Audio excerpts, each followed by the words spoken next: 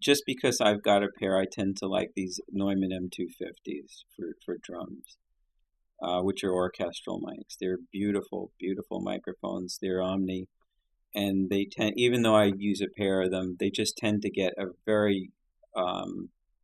a beautiful representation of the spatial environment around the drum kit. They're gorgeous, you know. And in certain instances, they'll even represent a lot of the transient response of the drums, which to me is very, very important. Since my goal generally is to create a very, I wouldn't say balanced drum sound, even though it kind of winds up having, I prefer to have too much of everything. You know, a lot of presence, a lot of tone, and a lot of depth, and a lot of tonal range, you know, which is not easy to achieve with one pair of mics. So I kind of work from a spatial representation down, you know. So from trying to recreate the space, or trying to represent the space in a way that sounds palatable to me, into through the tone, and finally into the transient aspect of the drums. Because I find that the transient aspect is something that's easier to get, but it's also very easy to settle for something that's just going to sound like it's being struck very hard. Like, there are a lot of microphones that'll do that, but there's only going to be a handful, let's say, in whatever studio you're working at, that will do it the way that you actually want to hear it.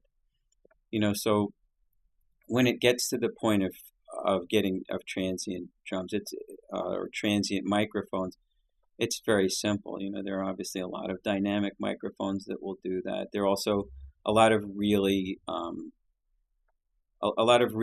good quality condenser microphones that'll handle a lot of SPL. I tend to like AT mics very much for that.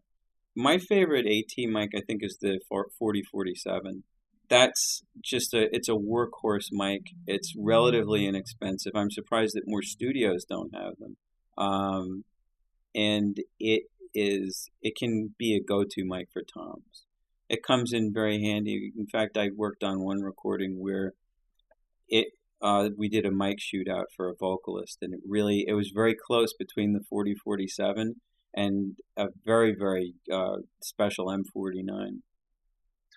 I worked with an engineer who had an M269, and after that I was really obsessed with getting a hold of one, because it's got the air, it's got that extra air that a 67 does have, and I got a hold of one, and for some reason it just wasn't doing it. You know, I mean, it's funny with microphones too. Like, you can talk about like these various types. Like, a really bad 251 is not going to, you're going to want to put like a much less expensive mic up on someone, because if it sounds better, it doesn't matter. You know, that's why it's important to listen to each and every microphone that you're of that particular type that you're listening to at a studio before you make a choice. The technique for doing vocals with microphones it's the most obvious one in the world. You just keep putting mics up. You keep putting mics up, you record, and you just listen back and listen back and listen back. And you keep going until you find the one that has the absolute perfect marriage with the singer. And it's so, it's very time consuming to do that. But ultimately, it's the most rewarding, because when you just put any mic up in front of somebody, you're settling. You know, when you settle, the artist knows you've settled. It immediately undermines their vocal performance by a very, very large percentage. And on top of that, most people will say, you got it, one pass, get out, we'll tune it, And, that's not benefiting anybody. It's important to get the microphone that marries perfectly to the person's voice. When you have that, all of a sudden, this mask that has been like covering the person up, it almost feels like you put a paper bag over their head or something. It goes. All of a sudden, you can feel their personality just like go right through the microphone. It's marvelous. That's always a phase in a recording where I know for myself, I feel like, oh yeah, we're good now. It's in everyone's best interest. If people get tired of doing vocals, of singing into different microphones, I'll be like, okay, let's take a break. You're going to be so much happier. And you know what? At the end of the whole process, when people are singing through the microphone that work the best, they feel like themselves. It motivates them. It pushes them to a much higher place.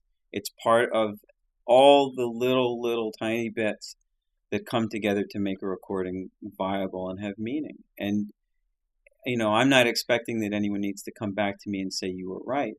And that's what I was going for. I also want to prove to them, hey, I'm not here just to sort of do something real quick because I'm afraid of pissing you off. I'm here to do this out of respect for you, out of respect for your talent.